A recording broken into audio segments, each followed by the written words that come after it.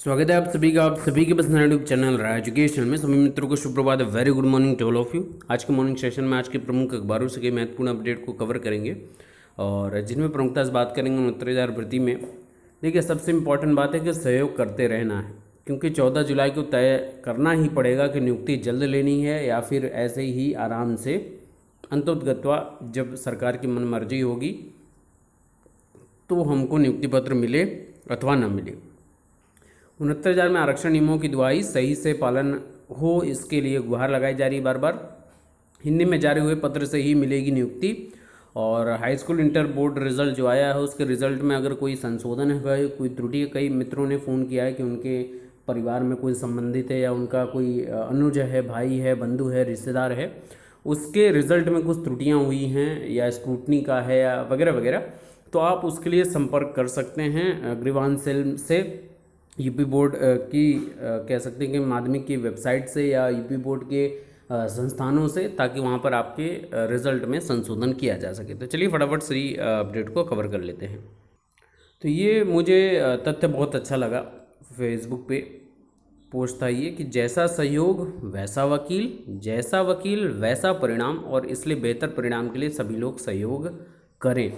अब मैं एक चीज़ यहाँ देख रहा हूँ 69,000 भर्ती में, जो लोग सही हैं, मैं एक बात नोटिस मैंने की है, या जो लोग अपने सच्चाई के लिए लड़ रहे हैं और अपने लिए, सीधी सी बात है, अपने लिए वो और आप लोगों के लिए एकजुटता के साथ आगे बढ़ने की कोशिश कर रहे हैं, उनके सहयोग की बात कोई नहीं देखता है। मैंने यहाँ पर ये नोटिस की है। लेकिन एक विपक्ष में एक पॉजिटिव चीज़ यही मैं बार बार हमेशा से बोलता आया हूँ कि उनके अंदर एकजुटता है। उनको ये भी पता है परिणाम हमारा क्या होगा, हम फेल होंगे। परिणाम क्या होगा कि हमको निकाला जाएगा। परिणाम ये होगा कि हम हार जाएंगे। लेकिन फिर भी वो पूरी तरीके से सहयोग कर रहे हैं। आप सोच लीजिए, विपक्ष कितना भी आप विपक्ष करें, कितना भी मनभेद हो, लेकिन उनमें एकजुटता है अपने लक्ष्य के प्रति। एक तरफ आप लोग हैं कि बार बार लोग, मैं देखता हूँ लीगल टीम के लोग हैं या जो लोग नेता लोग हैं, आप लोगों को लीड कर रहे हैं, वो बार बार वीडियो माध्यम से लाइव आकर पोस्ट बार बार क्रिएट करते रहते हैं कि आप सहयोग करते रहें। बेहतर सहयोग नहीं हो पा रहा है।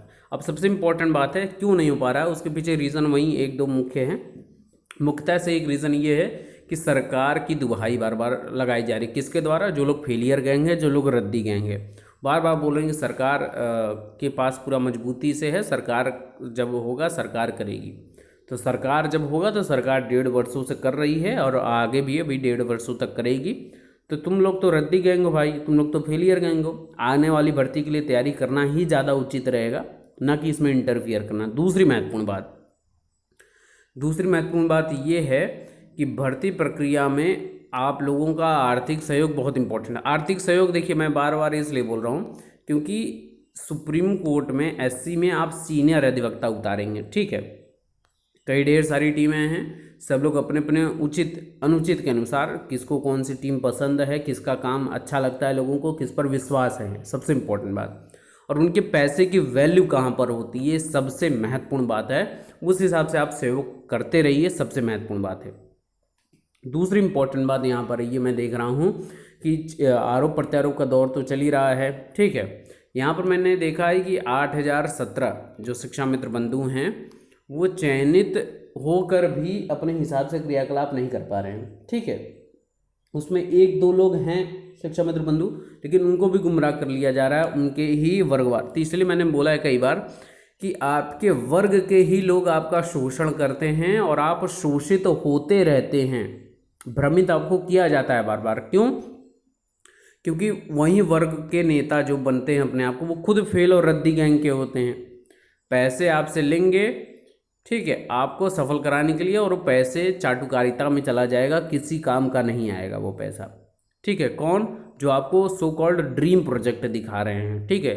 जो फेलियर रद्दी गैंग खुद हो चुके हैं वो आपको नहीं पास कर सकते। दूसरी महत्वपूर्ण बात, जो 67-8-67 वैलिड प्लस सेकेंड काउंसलिंग में मजबूती से जिनका दावेदारी है, उनको यार मतलब मैं ये समझता हूँ कि जो लोग फेल हैं 40-45 की अपेक्षा करते हैं, जो कभी होने वाला नहीं है, वो मजबूती से इतना ताबड़तोड़ सहयोग कर रहे हैं कि एससी में कोई भी सीनियर अधिवक्ता बचे ही ना, इनको करने के लिए। अब सोच लीजिए आप, इतना आर्थिक सहयोग इतना दृढ़ता से कर रहे हैं, उसके पीछे रीज़न यही है, उसके पीछे रीज़न ये है कि उनको 10,000 रुपये मिल रहे हैं इसलिए वो आर्थिक सहयोग कर रहे हैं। अगर आप ये कहेंगे तो ठीक है, चलिए बहुत अच्छी बात है। लेकिन ये जो 10,000 है ना, वो 10,000 इनके उम्र का 40वां 45वां वर्ष चल रहा होगा, 50वां वर्ष चल रहा होगा, उस उम्र के पड़ाव में वो 10,000 बहुत मायने रखते हैं। फिर भी उन मायनों को काटते हुए अपने भविष्य के प्रोजेक्ट के लिए जो कभी सफल नहीं होगा, उसके लिए वो पैसा दे रहे हैं। आप सोच लीजिए। और एक आप है कि जिसको पूरी तरीके से पता है कि 60-65 विजयी होगा, लेकिन बस कमेंट सेक्शन में एकजुटता बतानी है कि हम एकजुट हैं सर, हम सहयोग करेंगे, पूरा फलाना करेंगे। फेसबुक पर मैं देखता हूँ, व्हाट्सएप पे देखता हूँ, लेकिन सहयोग रत्ती मात भी नहीं देखने को मिलता है। ठीक है, जब सहयोग की बात आती है, मैंने पिछली वीडियो में बोला था, मैं बार बार ये बोलता रहूँगा क्योंकि मेरा ये दायित्व है आप लोगों को सजग करना। बार बार सहयोग इतना ज़्यादा इम्पॉर्टेंट है क्योंकि बार बार आपके सरकार हर डेट पर 6 तारीख से 6 जुलाई से सुनवाई शुरू हो जाएगी।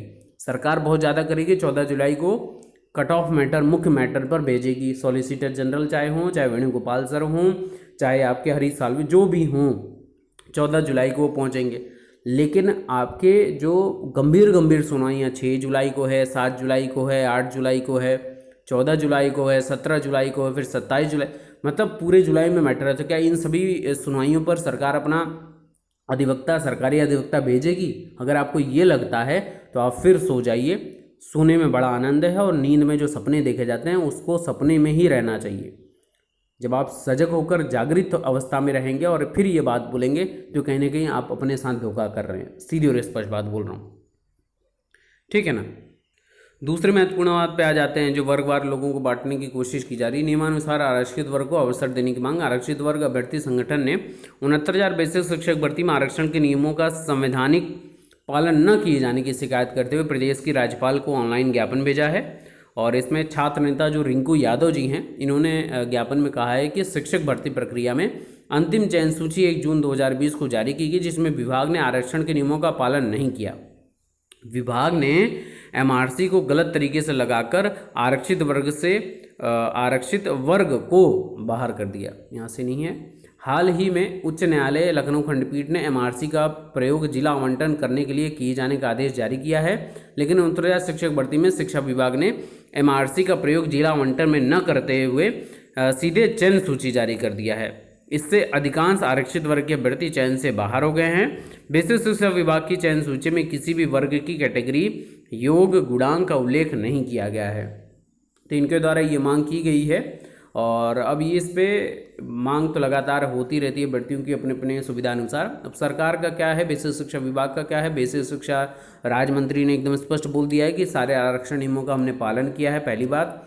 दूसरी बात, कोर्ट के माननीय न्यायालय के द्वारा जो चीज़ें आपकी अपडेटेड हैं उनके अनुसार आरक्षण नियमों का पालन किया गया। तीसरी प्रमुख बात, एमआरसी मुद्दा जो है इस पर काफ़ी ज़्यादा लोग बहस करते हैं। मैं कमेंट सेक्शन में भी देखता हूँ, काफ़ी लोग बोलते हैं कि सर आप एमआरसी मुद्दे पे नहीं बोलते हो। देखिए, एमआरसी मुद्दा अगर आप किसी को बोलोगे कि सीना ठोक के बोल दे कि उसको एमआरसी मुद्दा पूरी तरीके से पता है, तो मैं फिर बात आपसे बोलूँगा। एमआरसी मुद्दा ऐसा मुद्दा है जिसका नियम और कानून सिर्फ और सिर्फ बेसिक शिक्षा विभाग को पता है, वो उस हिसाब से वो लागू करते हैं। एमआरसी मोटे मोटे तौर पर मुद्दा आप लोगों को अगर देखने को मिले, एमआरसी मतलब मेरिटोरियस रिजर्व कैटेगरी के जो अभ्यर्थी होते हैं जिनकी मेरिट काफ़ी ज़्यादा हाई होती है, उनको आपके अनरिजर्व कैटेगरी में ले जाया जाता है, ठीक है। लेकिन यहाँ पर ये भी आपको प्रमुखता से देखने की बात होगी कि जो मेरिटोरियस कैटेगरी वाला जो अभ्यर्थी है, आरक्षित वर्ग का जो अभ्यर्थी जो अनारक्षित में जा रहा है अपनी मेरिट के अनुसार, क्योंकि उसकी मेरिट हमेशा से हाई है तो वो उसको जाना ही है, उसको कोई रोक नहीं सकता है, सीधी बात है। लेकिन जो आपसे प्रेफरेंस ऑर्डर लिया गया है, फिर उसका कोई औचित्य नहीं रह पाएगा। अगर मान लीजिए मेरिटोरियस कैटेगरी वाला यहाँ पर पहुँच जाता है वो, और उसको अपने गृह जिला नहीं मिलना है, ठीक है। अब वो उस कैटेगरी में पहुँचने के बाद जो वहाँ के अनरिजर्व कैटेगरी के कैंडिडेट हैं उनके हिसाब से इसकी जो मेरिट आ रही है वो बहुत नीचे आ रही है, और उसका प्रेफरेंस का जो जिला है वो बहुत नीचे वाला मिलने वाला है। तो वहाँ पर उसका भी तो हित प्रभावित हो रहा है। हालांकि यहाँ पे हित प्रभावित नहीं हो रहा, क्योंकि आप आए हैं यहाँ पर और आपने जिस हिसाब से अपने जिलों को चुना है उस हिसाब से आपको तो मिलना चाहिए, सीधी यही नियम कहता है। लेकिन यहाँ पर गवर्नमेंट ने क्या किया कि इनकी सुविधा अनुसार इनको रिजर्व कैटेगरी में रखते हुए इनका प्रमुख जिला दे दिया है या दूसरे नंबर वाला जिला दे दिया है। तो यहीं पर प्रॉब्लम क्रिएट हुई है। क्यों दिया गया? मुझे 70 नंबर वाला जिला मिल रहा था अनरिजर्व कैटेगरी में, तो मुझे 70 नंबर वाला जिला ही देना चाहिए था, ये इनका कहना था। और ऐसा करना चाहिए था ताकि पूरी पारदर्शिता बनी रहती और आपके जो रिजर्व कैटेगरी के अभ्यर्थी हैं वो इतना ज़्यादा परेशान नहीं होते। हालांकि अब इस पर गवर्नमेंट का क्या नीति है, कानून है, इस पर हम कोई चीज़ प्रश्न चिन्ह नहीं उठाते, तो उठा सकते। अब उनको जो करना है, आप लोग अपने हिसाब से आप प्रश्न चिन्ह उठाना आपका मौलिक अधिकार है, आप प्रश्न चिन्ह उठाओगे, उत्तर देना सरकार का अधिकार है, उत्तर सरकार देगी।